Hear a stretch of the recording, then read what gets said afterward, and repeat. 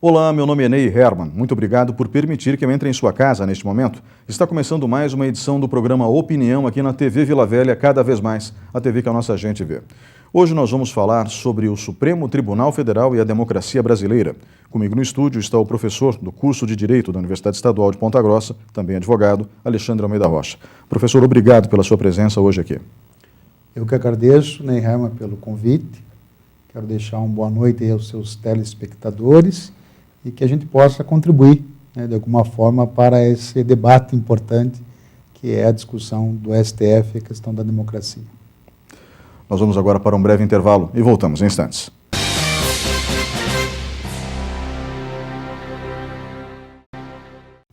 Olá, estamos de volta com o programa Opinião. O tema de hoje, o Supremo Tribunal Federal e a democracia brasileira. Comigo no estúdio está o professor da Universidade Estadual de Ponta Grossa, do curso de Direito, com amplo conhecimento dentro da área de Direito Constitucional, Alexandre Almeida Rocha. Professor, nós atravessamos um momento meio delicado na trajetória da frágil democracia brasileira. Quando eu falo frágil, eu me refiro à história do período republicano. A história do Império foi razoavelmente sólida até 1889, quando houve a proclamação da República. Mas a nossa República, desde 1889 até hoje, passou por diversas fases, incluindo dois períodos claramente ditatoriais, ou no mínimo, que poderiam ser classificados como regimes de exceção. E isso trouxe como posso dizer, uma forte preocupação aos constituintes eleitos em 1986, que terminaram, depois de 2 anos de muita conversa, o que o já falecido antigo deputado federal Ulisses Guimarães chamava de a Constituição Cidadã. Então, é uma Constituição que nos garante amplos direitos, logicamente também os deveres, mas que é extremamente voltada à garantia do Estado democrático de direito. E dentro do Estado democrático de direito, nós temos a Suprema Corte, a nossa Suprema Corte, o Supremo Tribunal Federal, como, eu acredito, o guardião, o órgão que é o guardião da democracia e da Constituição. A Constituição, um meio para que a gente possa viver no regime democrático. Me corrija se eu estiver errado, mas a questão toda é que de alguns tempos para cá, os ministros do STF têm literalmente provocado a população brasileira. Gilmar Mendes é um especialista nisso. Ele coleciona inimigos. É como se fosse um hobby. Ricardo Lewandowski também não é nenhum gênio. A punição de Dilma Rousseff, ele presidia a sessão, por mais que o Senado fosse soberano, ele presidia a sessão. Ele podia muito bem esclarecer que ela tinha que ficar inelegível. Não é uma opção. Se encontra no texto da lei, é claro. Eu estou citando aqui 2 personagens controversos, mas a Suprema Corte está cheia deles. Cheia deles. E, recentemente, eles aprovaram um aumento substancial que vai causar um dano terrível aos cofres públicos brasileiros, porque eles queriam substituir o auxílio moradia que eles não necessitam, se a gente olhar de novo para a realidade brasileira. Não é só o salário, são todos os penduricalhos que o Poder Judiciário tem, em torno do salário. Alguns podem ser justos em vários casos, mas, olhando de fora, beira o exagero. E eu fiz essa introdução longa justamente, não para colocar o senhor numa saia justa, mas para que o senhor possa nos ajudar a entender qual é o papel do STF dentro da democracia brasileira e como que a sociedade brasileira pode interagir de maneira sadia, porém severa, com esses personagens que são, no mínimo, nefastos para a própria democracia, como esses 2 ministros que a gente mencionou. Então, nós poderíamos começar, Ney, pela seguinte leitura, Primeiro, a gente tem que separar a discussão da importância de uma jurisdição constitucional. Então, a gente existem diversos posicionamentos sobre essa questão, se é necessário realmente existir ou não existir um tribunal constitucional, se é necessário existir controle de constitucionalidade. Nós temos exemplos em outros países que sequer existe controle de constitucionalidade, e nem por isso são países que estão em crises institucionais ou que não sejam democráticos, né? Por exemplo, a própria Inglaterra, em razão do modelo do constitucionalismo deles, ser um constitucionalismo historicista, ter uma tradição, ter elementos diferentes do nosso constitucionalismo, sequer se tem uma Constituição formal como a nossa, sequer se tem um Tribunal Constitucional. Então, essa é uma discussão que é salutar, ela é importante, que a gente conheça outros modelos de Estado, outros modelos de cortes constitucionais e modelos de constitucionalismo, né, para a gente realmente aprender com as experiências, né, de outras nações e talvez melhorar aquilo que nós temos aqui, né. Eu, particularmente, me posiciono, do ponto de vista teórico, entre aqueles autores que defendem a ideia da necessidade de uma jurisdição constitucional. Acho importante que exista um tribunal constitucional, um tribunal com a tarefa de realizar um controle de constitucionalidade. Por que isso? Porque, em regra, a atuação desse tribunal ela vem de encontro à preservação da própria Constituição, é uma garantia que se estabelece para a própria Constituição, é uma garantia que você estabelece para que as leis respeitem aquilo que está estabelecido na Constituição, em razão da Constituição adotar um modelo de rigidez, ou seja, a Constituição ser colocada numa posição de hierarquia em relação às outras leis. Então, você precisa de um tribunal para que isso seja, de fato, observado, né? Então, se você for analisar, existem vários aspectos positivos de nós termos uma jurisdição constitucional, de termos um tribunal com essa tarefa de julgar a constitucionalidade das leis. Então, eu, particularmente, me posiciono nesta linha de defesa, né? Alguns vão entender que seria desnecessário, outros vão entender que não seria preciso, outros vão dizer que o guardião da Constituição não deveria ser o Supremo Tribunal Federal, deveria ser talvez o Legislativo, talvez o próprio Poder Executivo. Então você tem modelos diferentes, discussões sobre a própria necessidade de ser o Judiciário o guardião da Constituição. Eu, particularmente, entendo que essa é uma tarefa que deve caber ao Judiciário, porque é a ele dada a atribuição de ser garantidor, de ser aquele que vai zelar pelas garantias e pelos direitos fundamentais. Então, me parece que essa configuração é mais adequada, né? Não que nós não tenhamos outros modelos, que talvez outros modelos que também funcionem, né? Mas eu acho que deve-se ter um controle de constitucionalidade, se deve ter um tribunal constitucional. Então, essa é a primeira linha que eu tomaria. Num segundo momento, a gente vai analisar o papel do Supremo Tribunal Federal, a partir daquela configuração dada ao Supremo Tribunal Federal na Constituição de 88, né? E aí, obviamente, a Constituição, ela colocou o Supremo Tribunal Federal na sua atribuição de guardião da Constituição. Então, do ponto de vista normativo, isso não se discute hoje, né? De fato, o STF é quem tem essa tarefa de zelar pela Constituição, de realizar o controle de constitucionalidade das leis, dentre outras atribuições, né? Então, isso me parece que é algo que está posto, né? Podemos mudar isso? Aí é uma outra discussão se seria possível uma alteração dessa configuração via emenda constitucional, se isso não implicaria em violação de cláusula pétrea, se isso seria... Isso é uma outra discussão constitucional, seria possível alterar essa configuração do Supremo Tribunal Federal, né? Retirando algumas atribuições do Supremo Tribunal Federal, ampliando a sua jurisdição ou não. Essa é uma outra questão, uma outra discussão. O fato é que o que está posto na Constituição coloca o STF, né, como sendo o guardião da Constituição e, principalmente, reconhecendo a ele a tarefa de realizar o controle de constitucionalidade.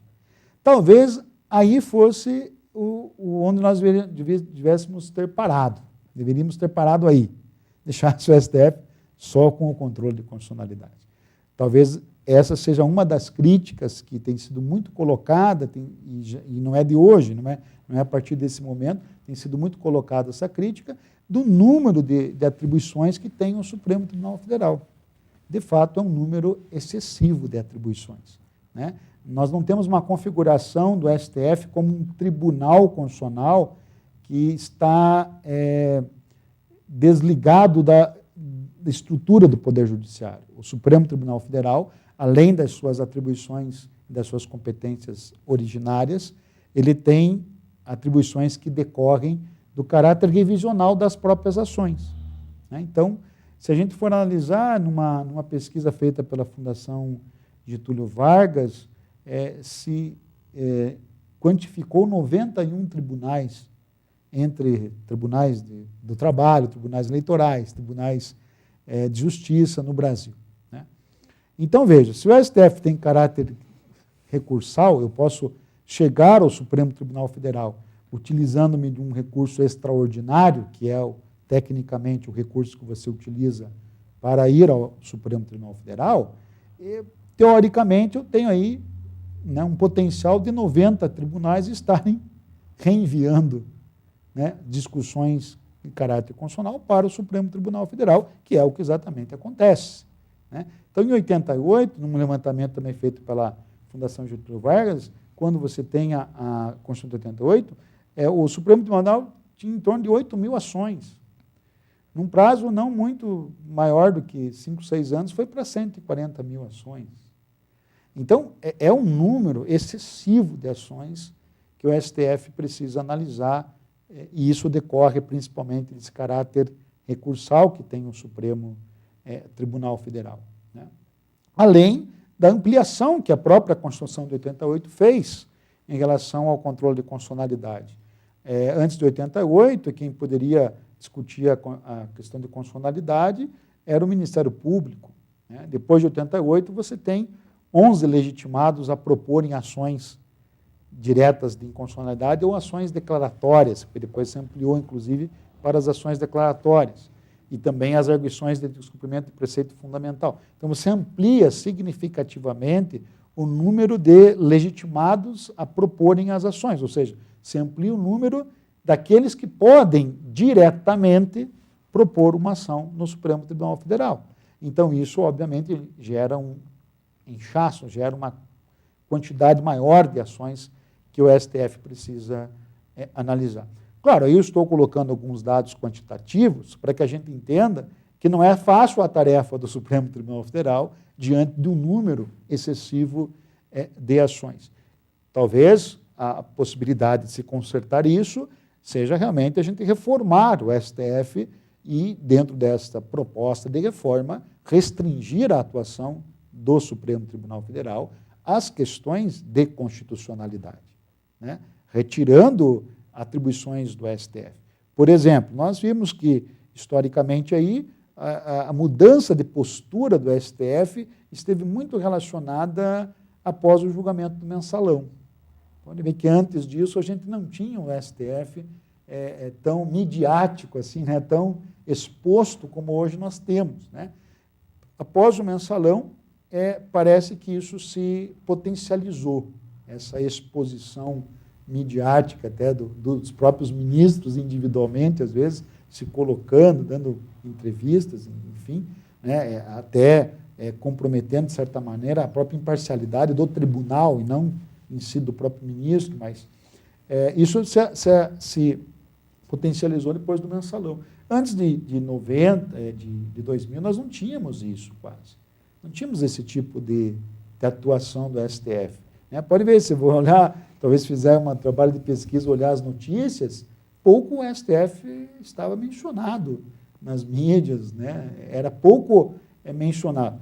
Não que não tinha uma atuação também relevante, era tão relevante quanto é hoje. Mas hoje eu acredito que há uma exposição excessiva mesmo, como você mesmo colocou ali no início, e é correta a tua observação. Diversos ministros hoje se colocam de uma maneira completamente inadequada para o ministro de uma Corte Suprema. Eu tenho as minhas restrições em relação até à própria mediatização do próprio tribunal, a exposição.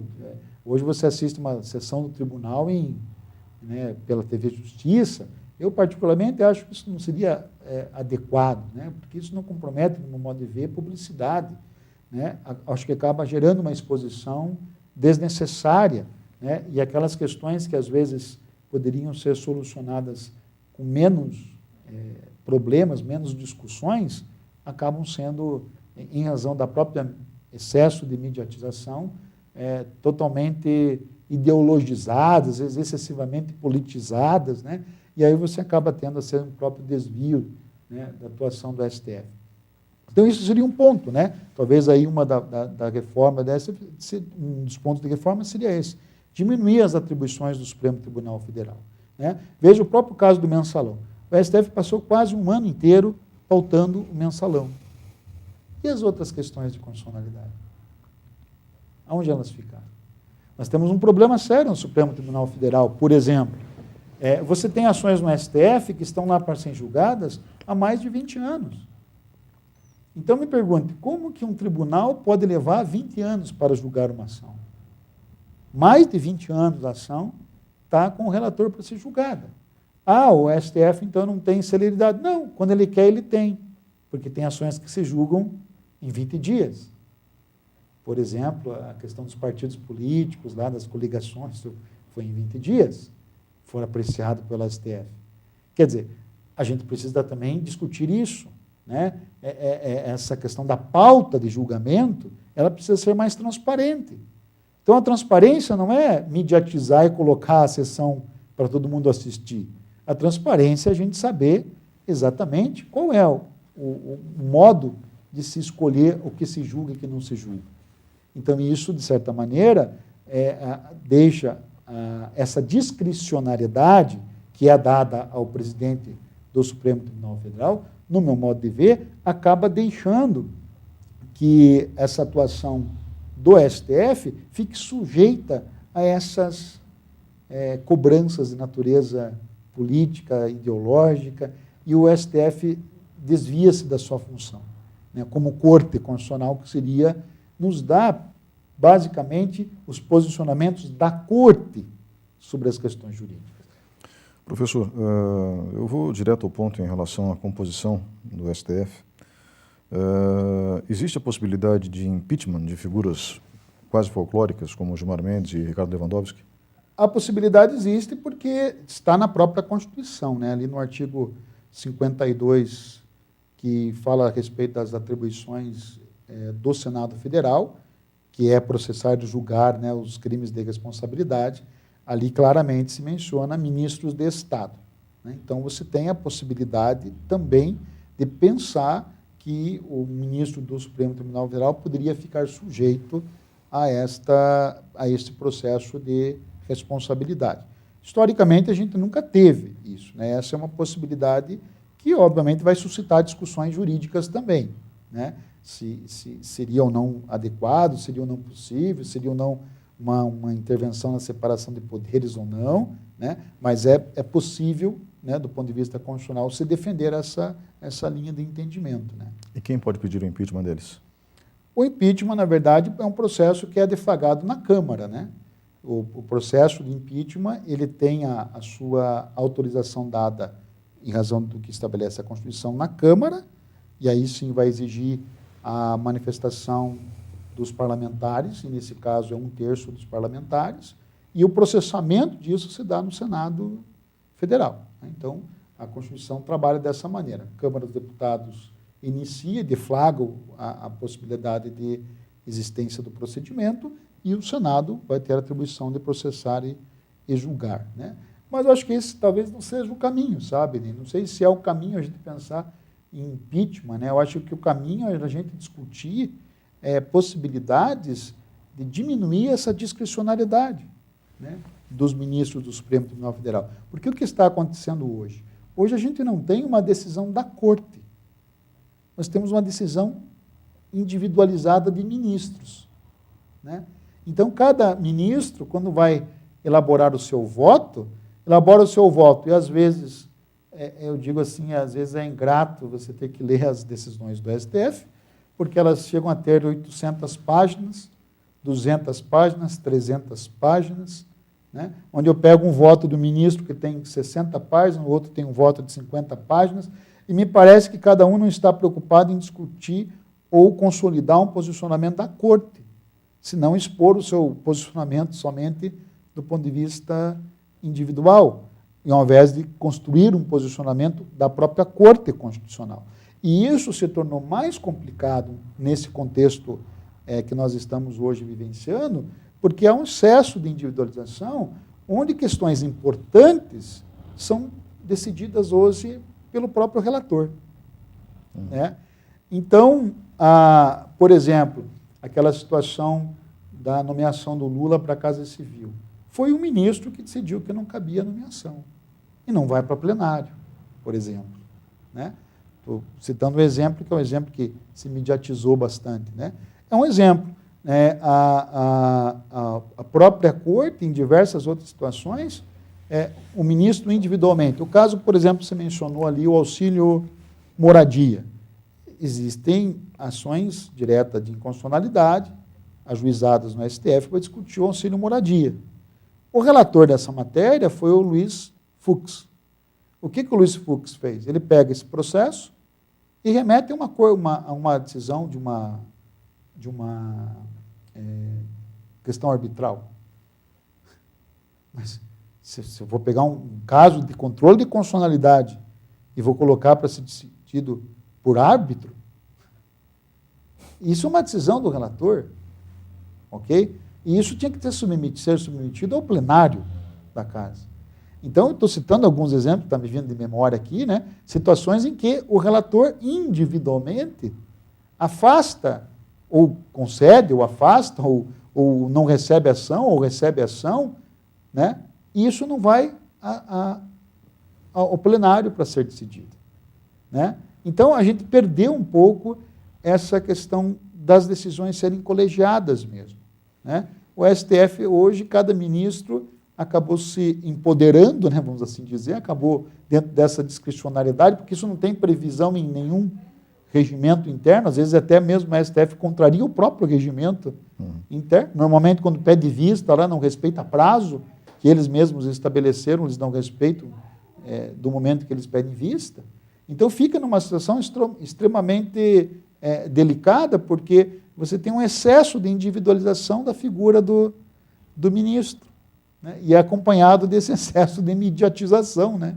Que toda hora eu vou lá no ministro saber o que ele pensa e o que ele não pensa, quando, na verdade, a gente deveria entender que ele, na qualidade de ministro de uma Corte Constitucional, ele devia atentar para as questões jurídicas, né? E deixar de lado um pouco as questões de natureza política, porque isso leva a um certo desvio da atuação do Supremo Tribunal Federal. Então, isso são alguns pontos que têm sido discutidos. Né? Eu acho que, na verdade, existem muitas falas hoje críticas à atuação do Supremo Tribunal Federal. Hoje, tem autores que falam, por exemplo, que nós criamos uma verdadeira magistocracia ou supremocracia, até já mudaram a expressão, agora virou ministrocracia, porque, dado o excesso de individualização, parece que as questões importantes para a nação brasileira, no que diz respeito às questões da democracia, hoje ficam colocadas na mão de um ou outro relator. E isso não é salutar, porque a gente perde justamente essa dimensão da colegialidade. Né? E ao invés de gerar a segurança jurídica, que é o que se espera de um tribunal constitucional, a gente gera uma insegurança jurídica, porque cada um tem, às vezes, um entendimento, tem um posicionamento. Eu digo assim, o STF não pode funcionar conforme a cara do seu presidente. Ele tem que funcionar de conformidade com um procedimento previamente estabelecido, onde cada pessoa, cada cidadão, cada advogado, cada interessado nessa atuação do STF, saiba exatamente que o STF vai julgar ou não vai julgar. Eles melhoraram agora, eles têm divulgado as pautas aí com 30 dias de antecedência, mas o correto seria que divulgasse as pautas com 6 meses de antecedência, para que nós pudéssemos entender exatamente o que vai ser pautado ou não vai ser pautado, e não por algum tipo de pressão política ou pressão popular, porque daí a gente vai sempre ficar com o Supremo Tribunal Federal casuístico. Ah, não, quando o réu for esse, então a gente pauta. Quando o réu for outro, a gente não pauta. Né? A gente não pode conviver com o tribunal atuando dessa maneira. Né? No mínimo que a gente espera é uma previsibilidade de como o tribunal vai vai atuar. E que o próprio tribunal sujeite-se àquilo que ele estabelece no seu regimento. Sim. Que é o mínimo que a gente espera, né? E é o mínimo que se espera para que se tenha um mínimo de previsibilidade e segurança jurídica. Né? Professor, obrigado pela participação nesse bloco. Vamos agora para um breve intervalo e voltamos em instantes.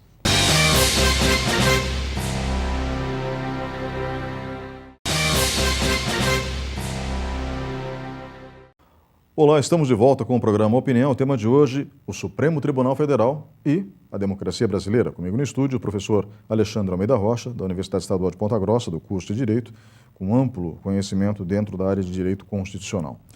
Professor, o senhor falou sobre o papel do STF. Ele seria, a princípio, uma corte constitucional, mas acabou absorvendo uma série de outros assuntos. Enfim, se transformou no último recurso para uma série de ações. Eu fiz um preâmbulo quando a gente abriu o programa falando da Constituição Cidadã e da necessidade de preservar direitos civis, principalmente, por conta da trajetória instável que a gente teve no período republicano nesses últimos 100 e poucos anos. E o Supremo não tem ajudado muito a, como eu posso dizer, tranquilizar a população brasileira nesse sentido. Nós vimos o Supremo inerte durante muito tempo e, de repente, ele ficou midiático, como o senhor mesmo disse no bloco anterior, principalmente com a figura de Joaquim Barbosa, que foi colocado nas redes sociais como o herói que vingou a população brasileira dos bandidos do Mensalão. Como se nós não tivéssemos tido bandidos antes na história do Brasil, né? E se eles tivessem sido completamente extirpados, o que infelizmente não é verdade. Eles continuam na política, continuam dentro do Poder Judiciário, dentro do Poder Legislativo, dentro do Poder Executivo. Nós ainda não conseguimos nos livrar deles. Eles estão ali. Né? O crime organizado é um mal que atinge praticamente todos os países, sejam eles ditaduras ou estados democráticos de direito. Né? E quando eu uso a expressão crime organizado, não existe crime organizado sem a presença do Estado. Né? Mas o Supremo Tribunal Federal deveria ser o nosso guardião. O senhor mesmo falou que há muitos anos atrás nós tínhamos ali no STF um volume máximo de 8 mil ações, hoje nós temos 140 mil ações, então é um número realmente estapafúrdio, é muita coisa. Provavelmente muitas dessas ações não deveriam nem estar no STF, né, mas estão. E existe uma dúvida, eu perguntei antes, poderíamos ter impeachment de figuras folclóricas como Gilmar Mendes e Ricardo Lewandowski, mas eu não digo isso de maneira pejorativa, mas infelizmente eles mesmos se colocam nessa situação. O que eu gostaria de saber é como que alguém chega a ministro do STF? Quais são os critérios utilizados? Porque, como leigo, eu sou jornalista, estudei direito durante um tempo, eu achava que deveriam ser os melhores juristas do país, os 11 melhores juristas do país. Não é verdade. Nós temos juristas melhores que os ministros do STF fora do STF. Por que nós não temos os melhores, a nata, dentro do STF? Esse é um ponto importante também, sabe? A maioria dos projetos de emenda constitucional que hoje nós temos tramitando aí no Senado e na Câmara, acho que deve estar em torno de 13, 15 processos, não me recordo bem ao certo, assim, trazem, por exemplo, propostas de mudança nessa forma de nomeação dos ministros do Supremo Tribunal Federal. Porque hoje, né, de acordo com aquilo que está na Constituição, a indicação do ministro é feita pelo presidente da República. E o que se faz apenas é uma sabatina, né? Ou seja, se faz aquela sessão, né, no Legislativo para sabatinar aquele que foi indicado, que para nós aqui dura em regra um dia, né, a sabatina, começa de manhã, de noite, termina. E aí o ministro está sabatinado e ele poderia até ser rejeitado pelo Congresso, mas desde a história constitucional de 88 nunca aconteceu de rejeitar um ministro indicado pelo presidente da República. Então, eu vejo que esse critério nosso é um critério muito frágil, porque ele abre espaço para que essa nomeação ela se dê justamente mais por uma motivação de natureza política do que propriamente analisando a qualidade ou analisando exatamente a figura de quem está sendo indicado a ministro do Supremo Tribunal Federal. Então, isso era um ponto que precisava ser também objeto de discussão e de reforma, né?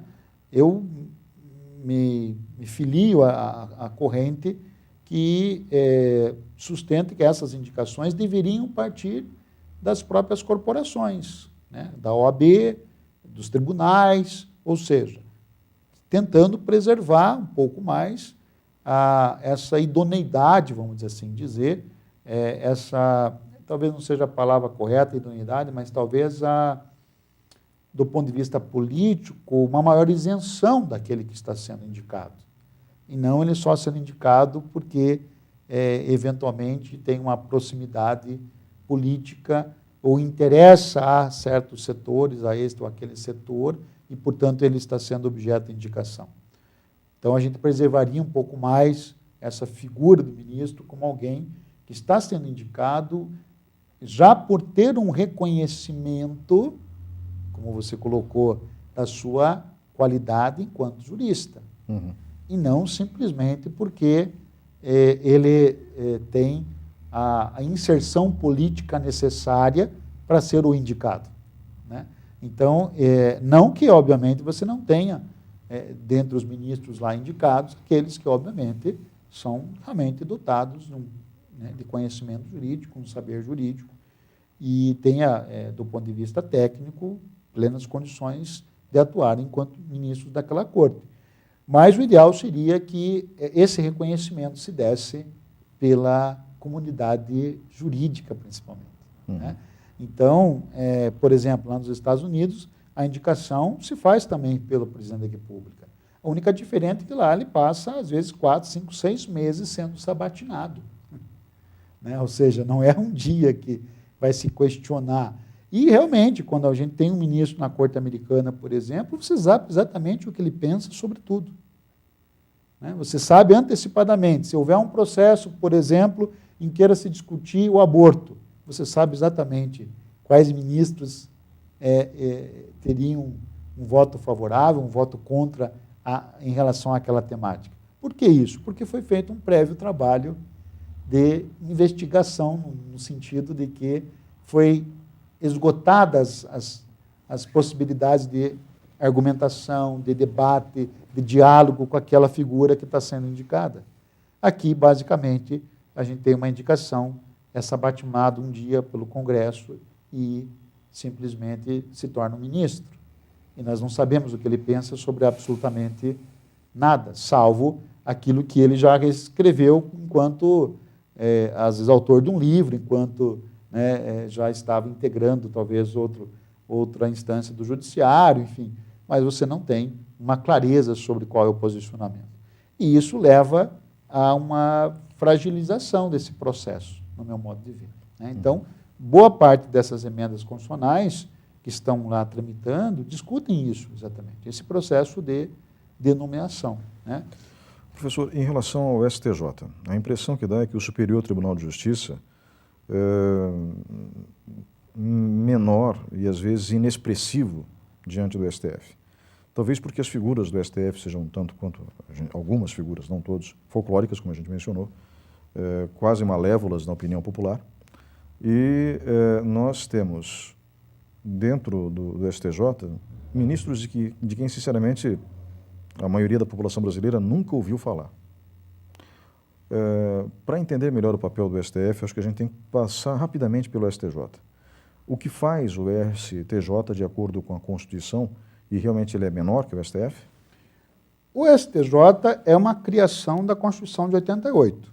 Nós não tínhamos, anteriormente, em 88, o Superior Tribunal de Justiça. O que acontece? Quando você cria o STJ em 88, você desloca algumas atribuições que eram do Supremo Tribunal Federal para o Superior Tribunal de Justiça. A principal atribuição do Superior Tribunal de Justiça é discutir as questões relacionadas à legalidade. Por isso que quando eu vou ao Superior Tribunal de Justiça, a gente usa um recurso chamado recurso especial, o nome do recurso, e isso pode se dar a partir de um tribunal do trabalho, de um tribunal de justiça, de um tribunal regional federal, você entra com um recurso chamado especial. Uma das possibilidades desse recurso, por exemplo, é quando existe divergência de entendimentos sobre a mesma causa em tribunais diferentes. Então, veja, isso é uma tarefa do STJ.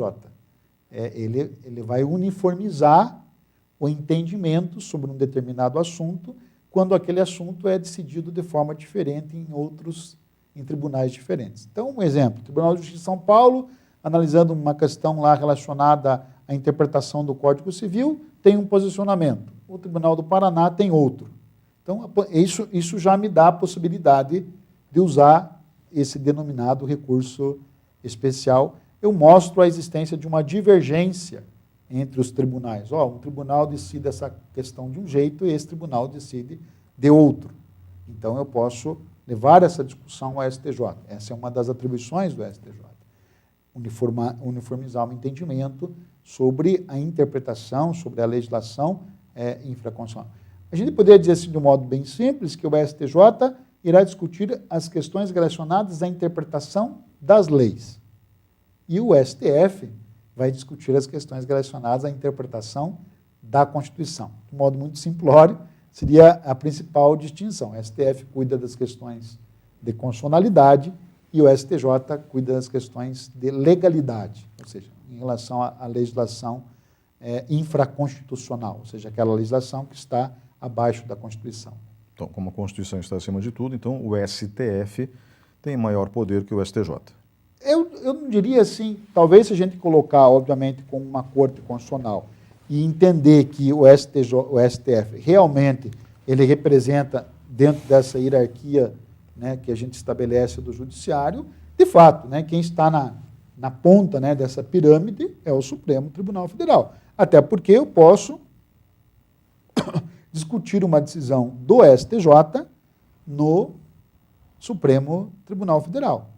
Então, obviamente, que o Supremo Tribunal Federal é uma casa revisora do ponto de vista jurídico de decisões do próprio Superior Tribunal de Justiça.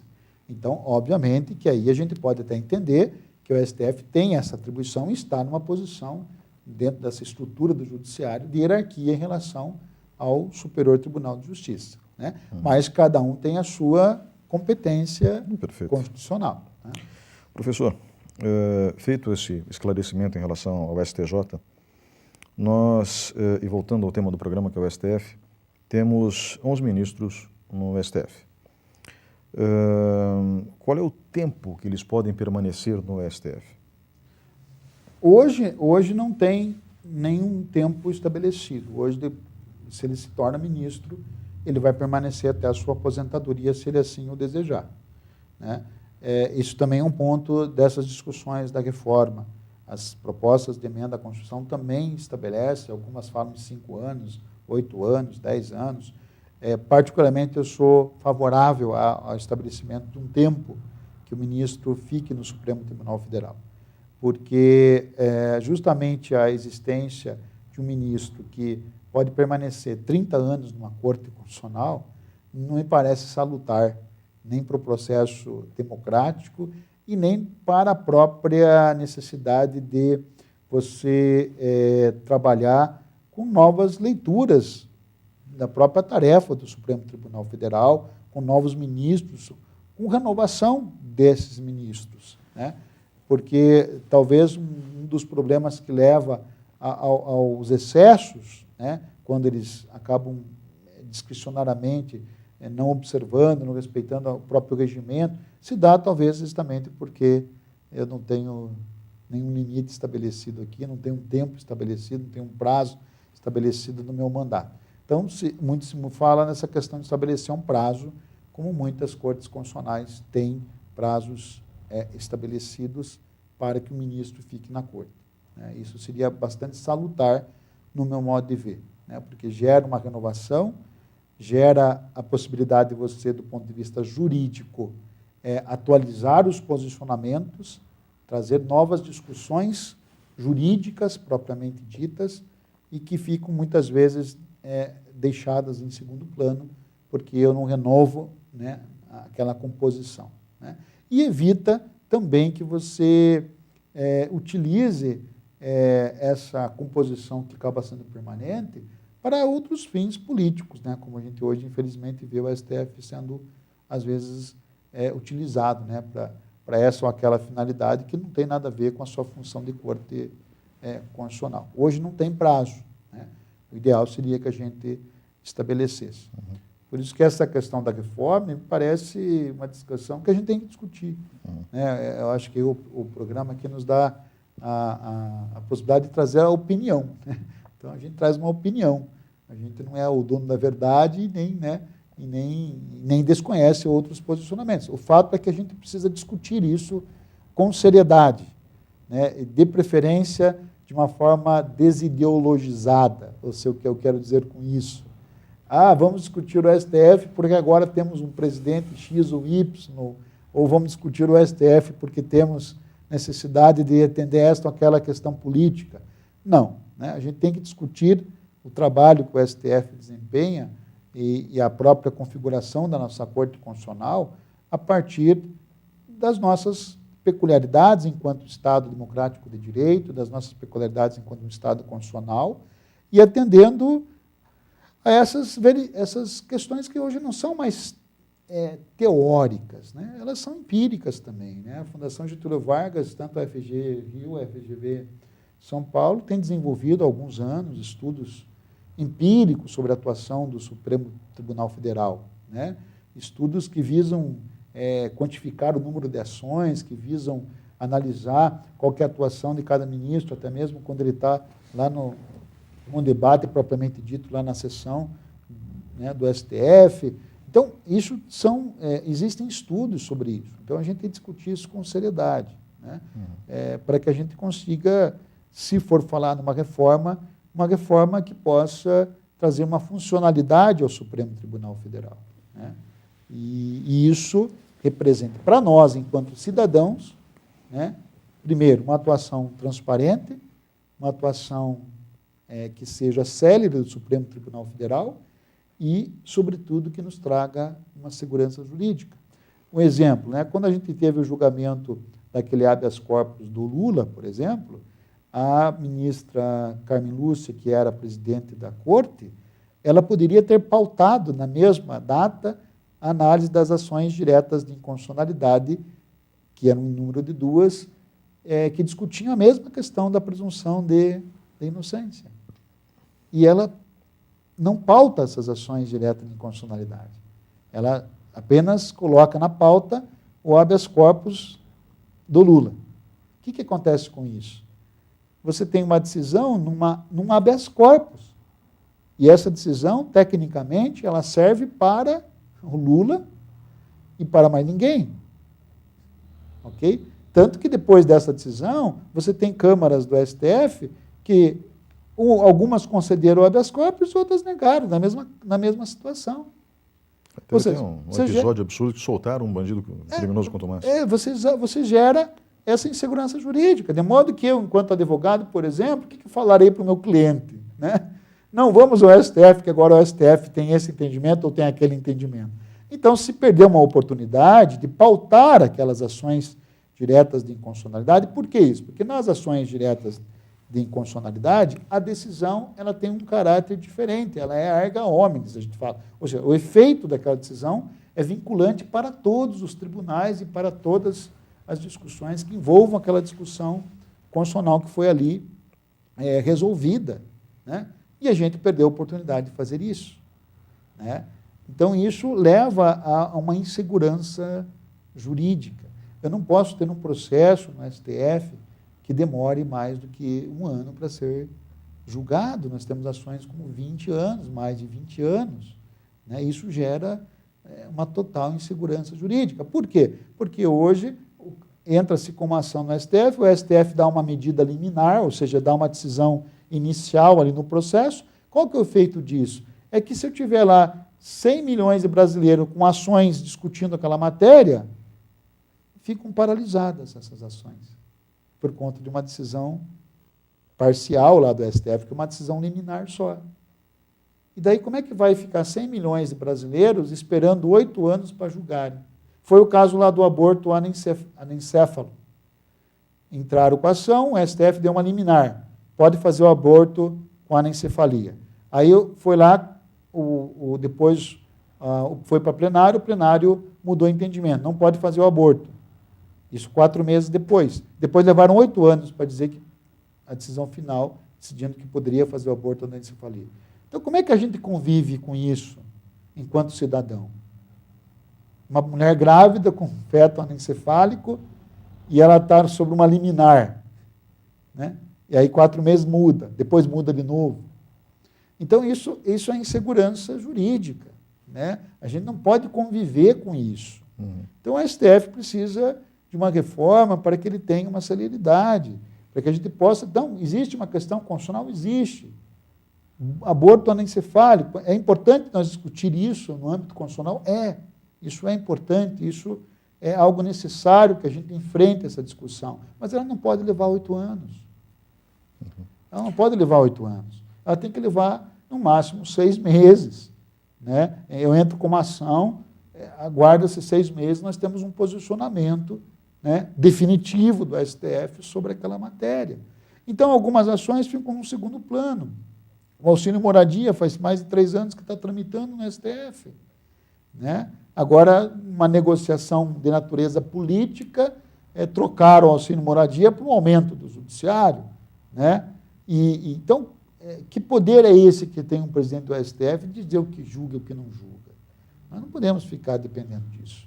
Então, por isso que eu falei que o STF não pode ter a cara do seu presidente. O STF tem que funcionar de acordo com aquilo que está estabelecido em procedimento, em lei. É o mínimo que a gente pode esperar numa atuação do judiciário, que ela seja, de fato, de conformidade com aquilo que está estabelecido na lei, porque senão a gente gera uma situação de total insegurança, de total fragilidade, e quem se fragiliza, no final das contas, com toda essa atuação, é o próprio Supremo Tribunal Federal, que hoje nós estamos vendo aí, não se tem mais nem respeito pelo Supremo Tribunal Federal, não se tem nem mais respeito pelos ministros do Supremo Tribunal Federal. Recentemente, o episódio do Lewandowski no avião, né, até determinou que fosse feita a prisão do rapaz, que falou que a STF era uma vergonha. Então, nós estamos até perdendo respeito pelas autoridades constituídas, né, e em razão da própria atuação dos ministros. Eles próprios é que se colocaram nesta situação. Não é que a gente não entenda a importância do STF enquanto instituição. Acho isso fundamental dentro de um Estado democrático de direito, dentro de um Estado constitucional. Mas os próprios ministros se colocaram numa situação delicada ao exteriorizarem demasiadamente os seus posicionamentos e me parece, às vezes, muito mais estarem preocupados com os impactos midiáticos daquilo que falam do que propriamente em buscar, do ponto de vista jurídico, uma discussão adequada sobre a nossa Constituição, sobre os nossos direitos fundamentais, e é isso que nós esperamos do STF. Professor, obrigado pela participação nesse bloco. Vamos agora para um breve intervalo e voltamos em instantes.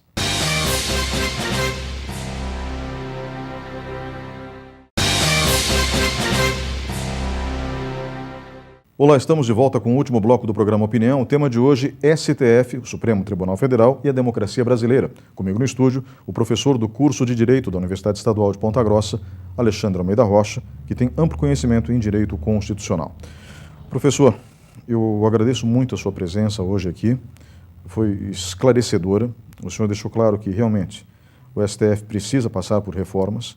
Essas reformas já estão sendo analisadas pelo Congresso Nacional, para que ele se torne mais eficiente e, com isso, o Poder Judiciário como um todo também se torne mais célere, mais rápido e eficiente. Eu gostaria de encerrar o programa apenas lhe fazendo uma pergunta bem simples.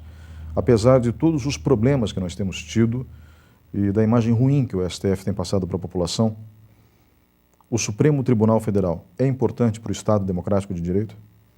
O Supremo Tribunal Federal é, de fato, importante para o nosso Estado Democrático de Direito. Como eu falei inicialmente, é necessário que nós tenhamos uma jurisdição constitucional, o que nós temos que realmente analisar com seriedade essa discussão sobre as possibilidades de reforma do Supremo Tribunal Federal, para que a gente possa, de fato, ter uma atuação do Supremo Tribunal que seja mais voltada às discussões das questões jurídicas e que nos possam, de alguma forma, trazer segurança jurídica, que é isso que a gente espera de um tribunal constitucional, mas não há dúvida quanto à relevância e à importância dele, né? Isso é o que nós temos na nossa Constituição hoje e temos que preservar esse Supremo Tribunal Federal, independentemente de todos esses problemas que nós levantamos, lembrando que também questionar isso é decorrente da própria democracia, mas ressalto a importância do STF para o nosso Estado Democrático de Direito. Novamente, obrigado pela sua presença hoje aqui e muito obrigado a você que estava nos acompanhando. O programa Opinião termina nesse instante, voltamos na semana que vem.